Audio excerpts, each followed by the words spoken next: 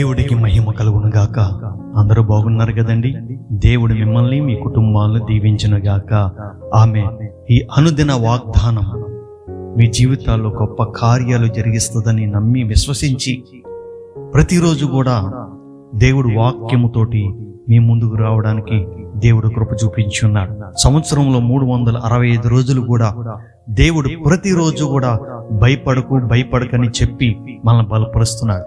ప్రతిరోజు దేవుడు ఒక్కొక్క వాగ్దానం ద్వారా ప్రతి ఒక్కరితోటి దేవుడు మాట్లాడుతున్నాడు.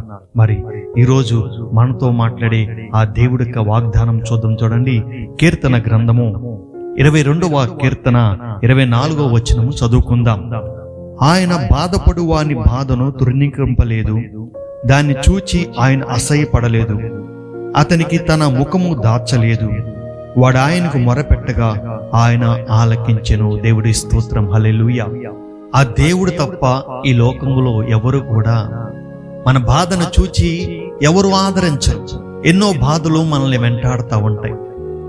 మానసికంగాను శారీరకంగాను అనేకమైన బాధలు మనల్ని వెంటాడుతున్నప్పుడు ఏ ఒక్కరు కూడా మనతో ఉండి మనతో అండగా ఉండి మనల్ని బలపరుస్తూ మన ఎడల వారు దయ చూపిస్తారేమని మనం చూసినప్పటికీ ఒకరు కూడా మన ఎడల దయ చూపించరు, బలపరచరు.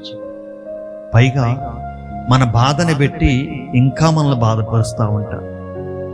యోబు దగ్గరికి తన స్నేహితులు వచ్చి, అతను తనకు ఆ కుటుంబాన్ని కోల్పోయాడు, తన బిడ్డలను కోల్పోయాడు, ఆస్తిని కోల్పోయాడు, అంతస్తును కోల్పోయాడు, శరీర బలహీనతతో బాధపడుతుండగా అతను పడిన బాధను పెట్టి దేవుడి సన్నిధిలో నిందారహితుడిగా అతను బతుకుతుంటే తన స్నేహితులు వచ్చి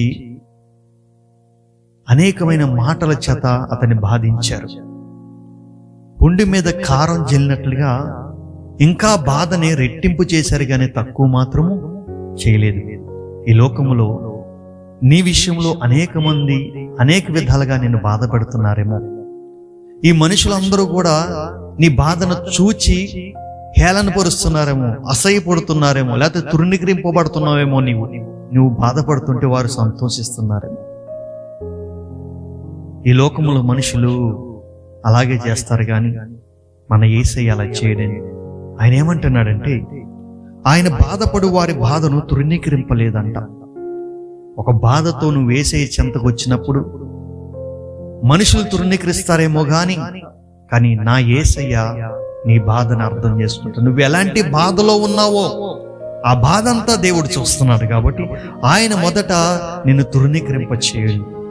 ఒకవేళ దేవుడు వాక్యము ఎరగక ఈ లోక సంబంధమైన జీవితం జీవిస్తూ ఇప్పుడే వింటున్నావేమో ఈ వాక్యం, నువ్వు బాధలో ఉన్నావేమో, మనుషులందరి దగ్గరికి వెళ్ళి తృణీకరింపబడ్డావేమో. కానీ నా యేసయ్య నిన్ను తృణీకరింపడు, ఎందుకంటే నా యేసయ్య నిన్ను ప్రేమిస్తున్నాడు. ఇక్కడ అంటున్నాడు, దేవుడు నీ బాధను చూసి నిన్ను తృణీకరింపడంట, ఆయనంట అసహ్యపడాడంట. చాలా మంది అసహ్యపడతారు.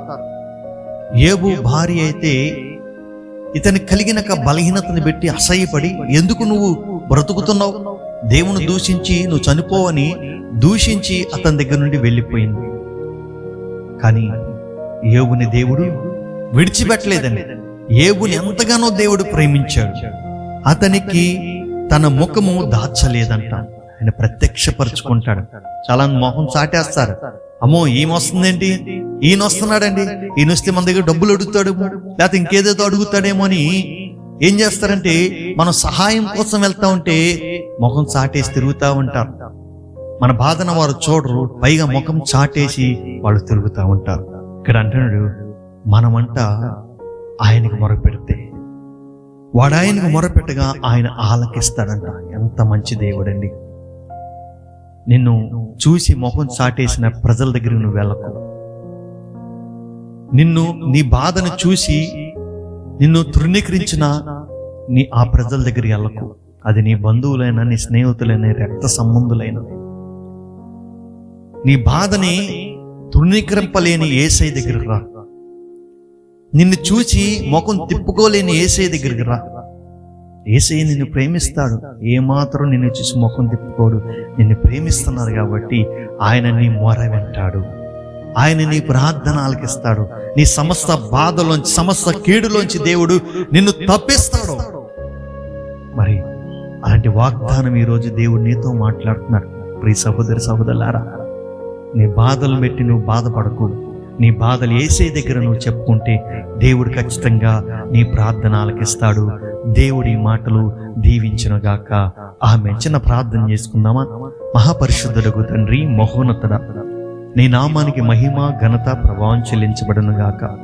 అయ్యా, మేము బాధపడుతుంటే అయ్యా నువ్వు మమ్మల్ని తృణీకరించవయ్యా, మాకు ముఖము చాటవయ్యా. అయ్యా, మా పట్ల నువ్వు కృప చూపించి మా ప్రార్థన ఆలకిస్తావు తండ్రి. అయ్యా, ఎవరైతే ఏ బాధలో ఉన్నారో, ఏ కష్టంలో ఉన్నారో, ఏ ఇబ్బందికరమైన పరిస్థితుల్లో ఉన్నారో వారి బాధలన్నీ ఆలకించి వారి పట్ల నీ కృప చూపించమని యేసు నామములో వచ్చున్నాము తండ్రి. ఆమేన్. వాగ్దానాన్ని నమ్మండి. నేను విశ్వసిస్తున్నా, దేవుడి వాగ్దానం ద్వారా మీ జీవితాల్లో గొప్ప కార్యాలు చేస్తాడని. ఈ వాగ్దానం బట్టి మీరు ప్రార్థన చేసుకోండి. ఖచ్చితంగా మీ సమస్త బాధల నుంచి దేవుడు మిమ్మల్ని విడిపిస్తాడు. మరి ఈ యొక్క వాగ్దానం వించున్న మీరు మీ మట్టికి కాక అనేక మంది షేర్ చేయండి, సబ్స్క్రైబ్ చేయమని చెప్పండి, లైక్ చేయమని చెప్పండి. అప్పుడు అనేక మందికి రీచ్ అవుతుంది. దేవుడికి సువార్త విస్తరింప చేయబడుద్ది. మీరు దేవుడికి పనిలో పాలిభాగస్తులు అవుతారు. దేవుడు మిమ్మల్ని దీవించి ఆశీర్వదించునుగాక. ఆమేన్.